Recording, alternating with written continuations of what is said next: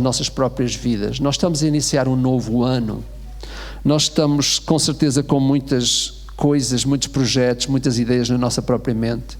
E no início do ano sempre nós fazemos grandes afirmações que depois ao longo do ano temos dificuldades de cumprir.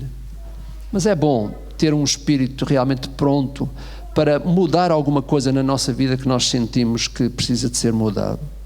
Então, ao longo deste ano nós olhamos para este lema que diz que outro não faça o que tu deverias fazer a Jesus. E sabem que perante o desafio que este texto nos traz, eu gostaria que cada um de nós refletisse. Eu coloquei algumas perguntas para nos fazer refletir a nós próprios. Não é para pensar no outro, é para pensar em nós mesmos.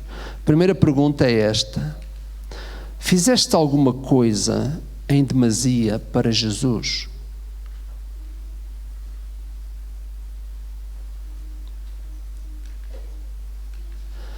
Tens tratado Jesus como convidado especial à tua vida?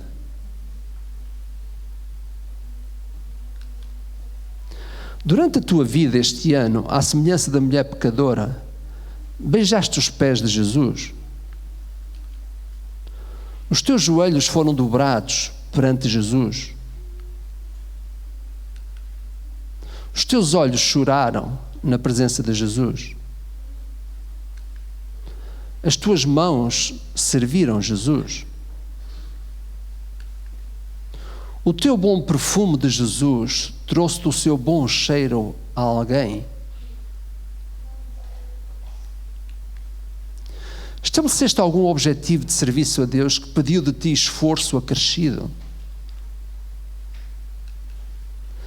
Tiveste algum ato de participação sacrificial que pediu de ti perda, autoprivação?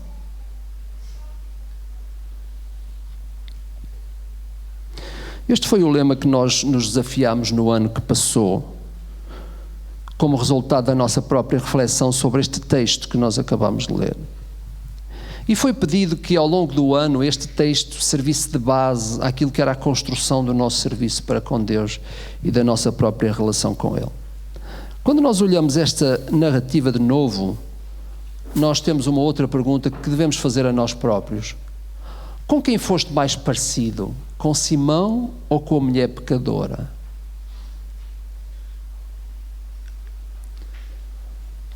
Sabem que uma das grandes verdades que este texto nos diz, e eu quero destacar duas, é esta: nós podemos estar de pé e sermos espiritualmente mais necessitados que aqueles que estão de arrastos. Quando nós olhamos para este texto, nós percebemos a atitude de Simão. Simão quis ser simpático para Jesus. Eu acho que nestas coisas de relação com Deus não há simpatia. Simpatia é o que nós podemos ter com alguém estranho. Com os estranhos nós podemos ter simpatia, com as pessoas próximas de nós devemos amá-las. Simão quis ser simpático a Jesus. Era normal um fariseu convidar os outros mestres para a sua própria casa. Ficava bem, parecia bem perante a comunidade, e por isso Simão convidou Jesus para a sua própria casa. Mas ele não tinha intenção alguma de realmente tornar Jesus um bom hóspede, ou neste caso um bom convidado. Realmente Simão não tinha intenção nenhuma de tornar aquela refeição uma refeição memorável para Jesus. Mas sabem, havia ali também alguém que entrou em cena, nós não sabemos. As refeições no tempo do Senhor Jesus eram abertas, não havia portas, não havia, obviamente, um fechar de portas. Qualquer pessoa podia assistir, não podia participar, mas podia assistir nas refeições em casa. E esta mulher aparece, nós não sabemos bem porquê ela aparece, não sabemos o que é que realmente aconteceu na sua vida, sabemos que ela aparece propositadamente naquela refeição.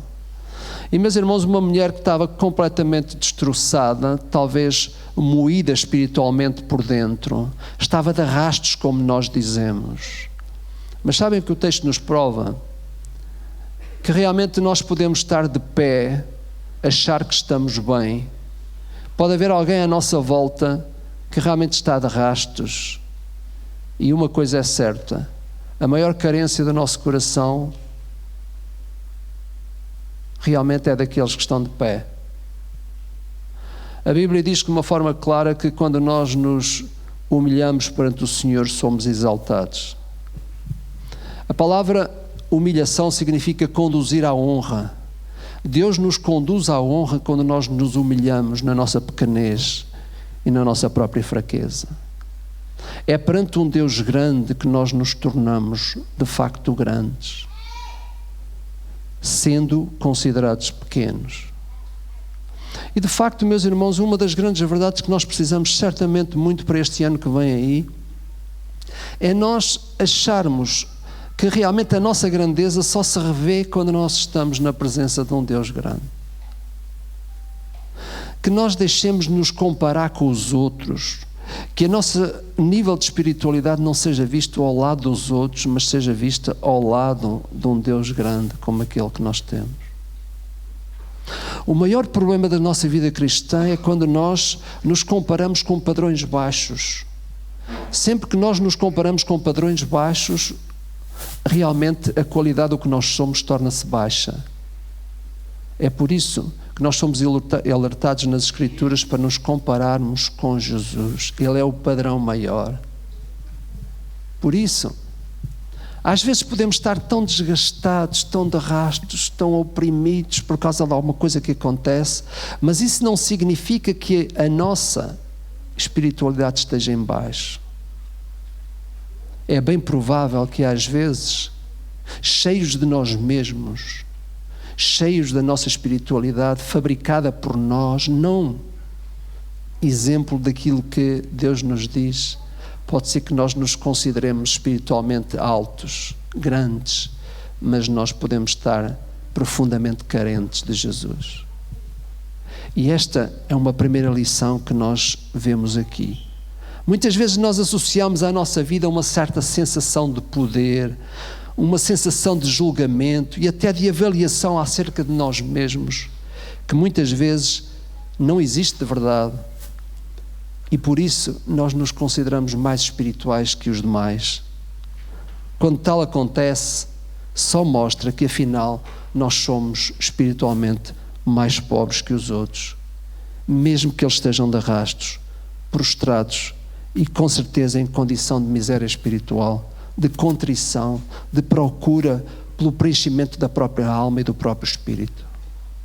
Relembrando a parábola do fariseu e do publicano contada por Jesus em Lucas 18, e disse também esta parábola a uns que confiavam em si mesmos, confiando ou crendo que eram justos e desprezavam os outros.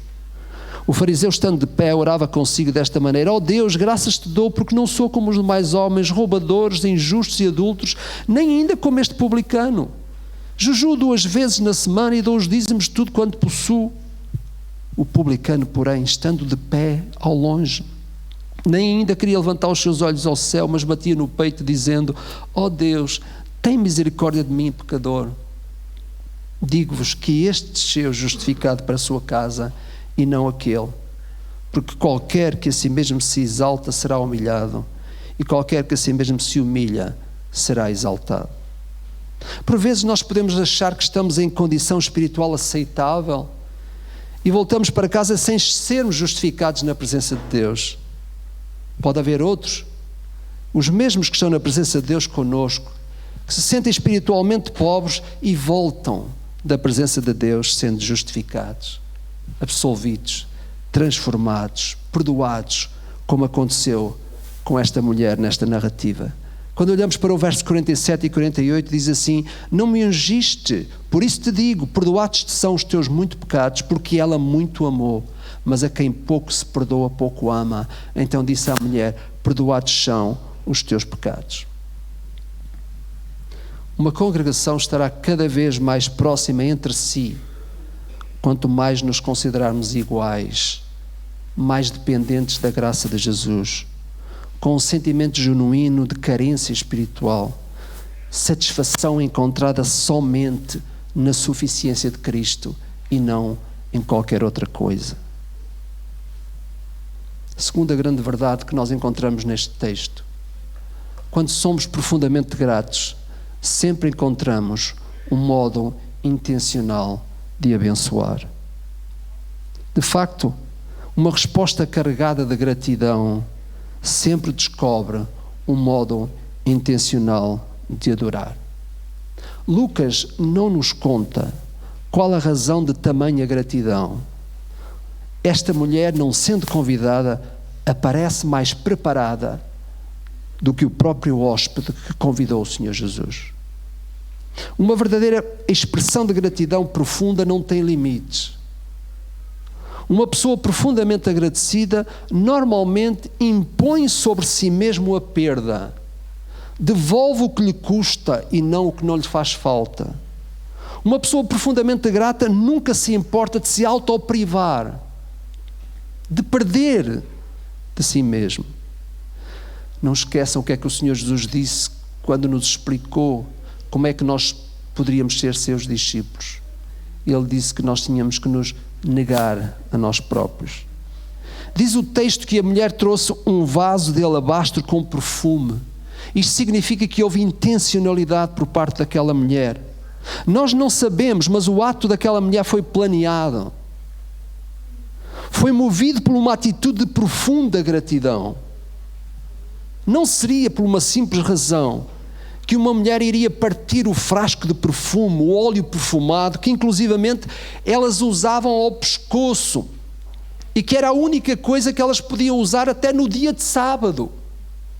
Uma coisa tão rica que tornava o dia de sábado tão feliz para as mulheres, poder carregar aquele frasco de unguento. De facto, só um motivo muito grande, movida por uma profunda gratidão interior, é que esta mulher poderia partir o frasco de unguento que estava no seu próprio pescoço e ungí-lo sobre Jesus. Sabem, o Novo Testamento está cheio de exemplos como estes da mulher pecadora. Curiosamente, o texto diz que ela era pecadora, porque eu creio que este foi um atributo que o próprio Simão deu a esta mulher. Mas sabem uma coisa curiosa? A palavra porneia no hebraico, no grego, não aparece. O que significa que esta mulher não era pecadora no sentido em que muitos colocam. Se assim fosse, a palavra porneia teria que aparecer lá, para dizer que era sexualmente desviada. O texto no original diz que era uma pessoa que estava fora do caminho, mas fora do caminho todos estamos, curiosamente. Uma pessoa que precisava de voltar aos padrões todos nós precisamos. De facto, encontramos aqui que a gratidão e o profundo reconhecimento sempre arranjam uma maneira de abençoar. Foi isto que esta mulher fez. Não interessou tanto a condição do seu próprio coração, interessou mais a reação e a atitude da sua própria gratidão. Quem é profundamente agradecido diante de Deus tem justificação para ser extravagante. E foi o que esta mulher foi. Tenho reparado, meus irmãos, que as extravagâncias para Deus nunca foram condenadas por Jesus. Curiosamente, se olharem para o Novo Testamento, nós encontramos vários exemplos de pessoas que foram extravagantes na sua maneira de lidar com o Mestre, extravagante na sua maneira de lidar com a obra de Deus, e isso nunca foi condenado. Por exemplo, Nicodemos usou os seus perfumes para ungir o corpo de Jesus. Isto nunca foi condenado. A mulher pecadora em casa de Simão, como esta, que derramou o seu perfume caríssimo. A viúva pobre que colocou no gasofilácio tudo o que tinha. Foi uma extravagância para ela. Inclusive, Barnabé, que vendeu a sua propriedade e colocou o dinheiro nas mãos dos apóstolos. Foi uma extravagância. Quando nós somos possuídos por um profundo desejo de abençoar, por trás disso está sempre uma profunda gratidão. Quando nós nos sentimos senhores de nós mesmos, achamos que Deus nos deve alguma coisa, nós continuamos a servir a Deus como servimos normalmente. Mas quando somos movidos de uma profunda gratidão pelo que Jesus fez por nós, pode haver extravagâncias para Deus que nunca serão condenadas por Deus. Nunca se torna um crítico das extravagâncias dos outros pelo facto de tu mesmo não teres manifestado qualquer extravagância diante de Deus. Na minha própria experiência enquanto pastor por muitos anos, tenho visto que os mais críticos são aqueles que são mais pobres no seu interior. De facto, não é lícito, não é bom que nós nos tornemos críticos das extravagâncias dos outros para Deus, quando nós próprios somos possuídos de um amor por nós próprios que nada faz de sacrificial em relação a Deus. Não é justo. Por isso Jesus chamou a atenção de Simão quando ele realmente criticou a extravagância daquela mulher que estava profundamente agradecida ao Senhor. E ele, pobre no seu meio, pobre no seu próprio interior, porque nada achava que Jesus merecia mais do que aquilo que ele próprio lhe deu. O próprio Judas, que nunca mostrou gratidão a Jesus, foi o mesmo que achou um desperdício poucos dias antes da sua morte. Aliás, Maria, que tinha derramado também o óleo, perfume caro sobre os pés de Jesus, talvez, creio eu, imitando a mesma atitude desta mulher lá em casa de Simão.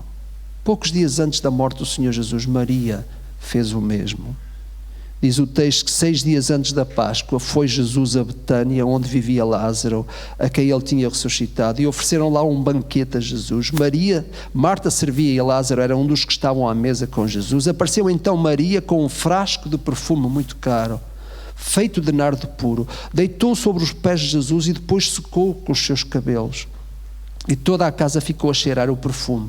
Judas Iscariotes, um dos seus discípulos, aquele que o havia de trair, disse: porque não se vende este perfume por 300 moedas para distribuir pelos pobres? Judas não disse aquilo por ter amor aos pobres, mas porque era ladrão. Era ele que tinha a bolsa do dinheiro e roubava de lá o que se metia.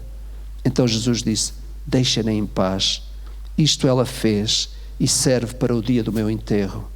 Pobres sempre haverá no vosso meio, mas a mim nem sempre me hão de ter. De facto, Maria, irmã de Lázaro e de Marta, seguiu o exemplo da mulher em casa de Simão. E eu creio que nunca será extravagante para nós qualquer coisa que nós façamos a Jesus que expresse a profunda gratidão dos nossos próprios corações. Ninguém à nossa volta tem o direito de criticar as nossas extravagâncias para Deus se essa pessoa não faz alguma coisa que expresse a profundidade de um sentimento de gratidão pelo seu próprio coração. Hoje, nós voltamos a estar perante a mesa do Senhor, que é um símbolo de cura, é um símbolo de libertação. Nós estamos perante a mesa do Senhor, que representa a obra de Cristo pelo pecador, representa a cruz e o sepulcro vazio, a morte e a ressurreição do Salvador. Estar perante a mesa pode significar estar perante a cruz e o sepulcro vazio. Estar perante a cruz e o sepulcro vazio significa estar perante o livramento. Se é verdade que a cruz é sinal de problema, então o sepulcro vazio é símbolo de solução. A mesa hoje pode ser símbolo de afirmação também. Perante a mesa, tu podes fazer decisões. Foi à mesa, na última ceia, que foram feitas grandes decisões. Judas decidiu definitivamente entregar Jesus. Os outros apóstolos afirmaram cada um que seguia Jesus. A mesa pede de nós respostas. Tu podes dizer a Jesus: perdoa-me porque deixei que fossem os outros a fazer o que eu deveria ter feito ao longo deste ano. Mas tu também podes dizer a Jesus: entrego-me a ti para não deixar de fazer o que eu mesmo deverei fazer.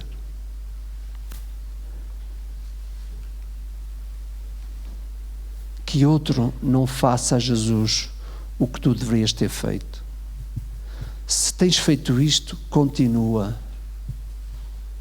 Se não tens feito, começa. Se paraste, recomeça. Porque este é o extrato da vida cristã de qualquer um de nós. É percebermos que uma profunda obra feita a nosso favor pressupõe uma profunda gratidão dos nossos próprios corações. Sempre que contemplamos a obra de Cristo, não podemos ver outra coisa senão isto. E a grande inspiração é esta, que a contemplação da obra de Cristo, representada nesta ceia, tenha um sabor mais redentor para cada um de nós neste novo ano. Vamos orar. Pai, perdoa-nos. Perdoa-nos porque provavelmente não fizemos o que nós deveríamos ter feito. A oração que fazemos é para que tu movas cada um de nós a fazer aquilo que deve ser visto como o resultado do profundo reconhecimento e gratidão pela obra que Cristo fez por nós.